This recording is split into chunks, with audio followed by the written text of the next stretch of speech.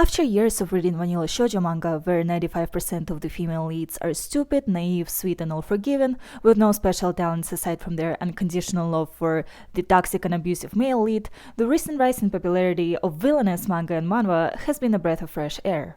I was ecstatic when I first discovered these stories, but eventually I noticed that a lot of those villainous female leads were not actually villainesses. Oftentimes, they were actually kind but misunderstood, or they were pretty mean, but it usually didn't go beyond some petty revenge and bitch slapping. And I still really enjoy it, but at some point I started craving stories with a female lead which you could actually call a villainess, someone who actually does questionable, morally grey things. And after years of lonely travels through the deserts of transmigration and regression stories, I saw the light of heaven descend upon me as I found a manhwa that had exactly what I was looking for, a villainous female lead. But it didn't take me long to realize that the light I saw did not come from heaven, as I initially thought. It was actually radiating from the flames of hell. After reading this story for the first time in my life, I missed kind, naive, cinnamon roll-like female leads. Like I actually had to go and find a story with a kind-hearted female lead to recuperate after this one. Well, what is the manhwa? Introducing Resetting Lady. If you're a historical fantasy romance transmigration regression manhwa fan, then you've probably already heard of it. If you haven't, you may or may not want to check it out. Of all the stories I've read so far in this genre, Karin, the female lead of this manhwa, is probably the most twisted compared to any other female lead I've encountered so far. She does the craziest, most violent things accompanied by some insane mental gymnastics to the point where she creeped the fuck out of me as a reader. You know, sometimes when the female lead is a badass villainess and you feel almost relieved as a reader to be on her side of sorts, well, this female lead is not like that. For the first time, I felt anxious for the antagonists and seriously unsettled by the female lead. And I'm talking about one very particular scene in the mansion right now. If you read the manhwa, then you know exactly which scene I'm talking about. If you haven't, then I'm not going to spoil it for you any further so you can fully enjoy it yourself. So we've established that the female lead is an insane, violent, bloodthirsty maniac, but ironically, I don't think she is the most evil one. And here's why. The answer lies in the premise of the story. The female lead got transmigrated into a novel as the female lead of that novel, and after reaching the happy ending of the novel, she immediately died and regressed to the past, to her 17th birthday. And that happened over and over and over again until her 117th birthday, and this is where the story begins. The female lead regressed to the past for like 100th time, and this time around she decided to switch things up a little bit. In her previous lives, she tried numerous things, from going along with the original plot to doing nothing at all, but the end was always the same: death and regression to the past. So this time, she decided to try something new and take revenge on people who mistreated her in her past lives, both for the sake of revenge and in hopes of finding some new information if she did things she hasn't done before. And so off she went on her murder frenzy. This is where a lot of readers got disappointed in her as the female lead, saying that she is too corrupted and disgusting for taking revenge on people who haven't yet done anything wrong to her in this timeline, which I disagree with. However, she also kills or contributes to the deaths of people who haven't done anything wrong to her in any of the timelines, and I see how that can be problematic, but I still don't believe she is necessarily evil, and that's for two reasons. First, she believes that she is currently inside a novel and that none of her actions have permanent consequences, as everyone will regress to the past anyways as soon as she dies.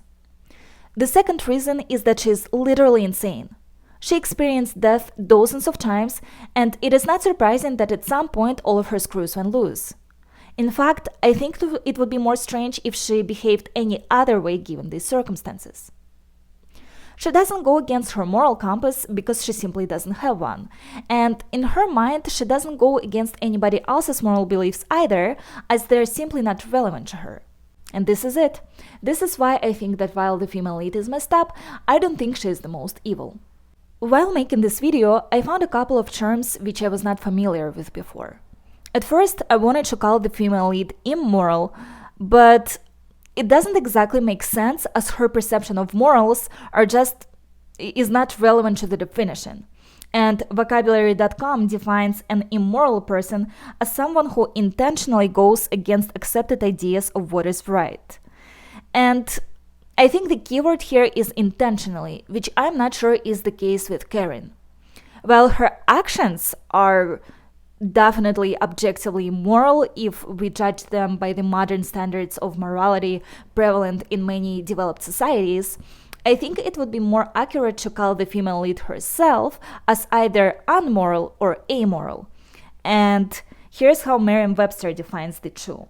Unmoral refers to those having no moral perception. It is best used for animals or inanimate objects incapable of considering moral concerns, but can also be used for humans lacking the same. Amoral implies an awareness of moral standards, but a lack of concern for them while acting. And I'm not exactly sure which of the two, if any, would apply to Karen, but I think either one of these definitions would describe her more accurately than immoral or evil. In comparison, there are some female leads who haven't done things that are nearly as fucked up as what Karen has done, but I think they are definitely evil.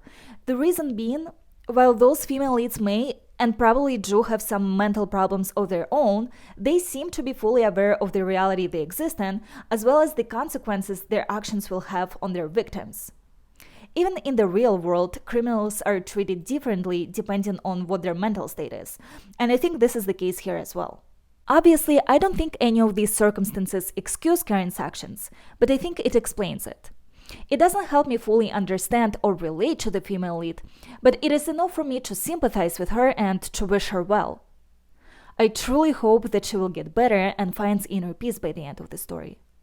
At the same time, because her actions are so cruel, and because it is difficult for me to fully or even remotely relate to her circumstances, I don't necessarily stan her the way I do with some other female leads, such as Roxana or Medea, who also do some cruel things, but it is easier for me to digest their motives and to understand their thought processes.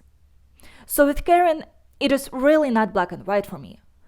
While I neither love nor dislike her, I truly enjoy observing her story, and I would definitely pick her over any very typical brain-dead female leads. I think one problem with these infinite regression stories is that the authors fail to show us the mental breakdown of the female leads.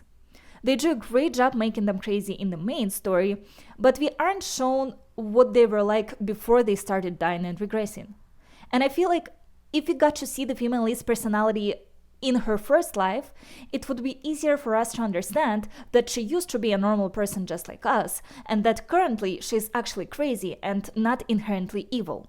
A similar thing happened in another infinite regression story called If You Touch My Little Brother, You're All Dead, where the female lead also does some questionable stuff, although not nearly as questionable as what Karen does, and we also aren't really shown what she was like in her previous timelines. We get slight glimpses into her past, but it is not nearly enough to discern her character before she went crazy, so it just seems like it is the way she is. I just feel like it would really benefit these stories if the authors invested a little bit more time in showing us the transition in the female lead's mental state. So after making this whole argument about Karen not being truly evil, I would now like to say something that might completely invalidate it. Spoiler alert. We've been given a hint, or rather than a hint, it's a speculation within the story that Karen might not be inside a novel after all. And the reason she thinks she is inside a novel is due to her mental illness. And if that is the case, that changes a lot of things, because we were also shown a scene from her childhood where she treated her fiancé in a very cruel way. And if it wasn't the previous owner of the body but our female lead, if it was her world to begin with, then it means that she was pretty cruel to begin with, before she even started dying and regressing. And that would definitely change the way I perceive the female lead. I am not sure if it is the case. I'm not sure if I interpreted the information correctly, because I haven't read the novel and my knowledge is based exclusively on the information we are given right now in the manhwa, which at the moment of making this video extends to 42 chapters. So I think in the last chapter it's been confirmed that she indeed regresses, but I'm not sure if it also automatically means that she is inside the novel as well.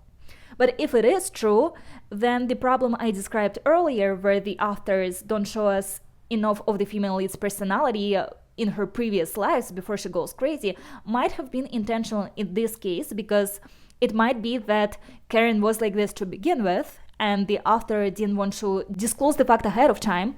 And even if she isn't, now there's this sense of mystery. Was it her? Was it not her? So it might have been intentional in this case. But also, if it is true, I feel like it would change my perception of the female lead, and not in a good way. Even though now that I think about it, even if she was crazy to begin with, it doesn't really change the fact that she is crazy, and therefore my previous arguments would still stand, potentially. But one thing that definitely would change is that I would perhaps feel less sympathetic towards her, and maybe because I would feel less connection to her as a reader if it were to be true, and I would see some of her cruel actions in a different light now. You know, a person who used to be in a similar mental state as me and then became cruel and ruthless and desperate after a severe mental breakdown, versus a person who just was like that to begin with, or because their parents didn't raise them right. But regardless, I still cannot hate her as a female lead. She's been through a lot of shit, and spoiler alert, everyone surrounding her seems like a fucking mental as well. I don't remember if there's a single sane character in that story. I think if I were to be placed in such an environment, I would quickly lose track of what is right and what is wrong as well, without even having to experience death and regression. And in her case, she experiences all sorts of shit going on simultaneously. So therefore, I still and will still enjoy reading this story, as I'm truly curious about how all of it is going to unravel. As for whether it's the kind of female lead that you can tolerate, is up for you to decide.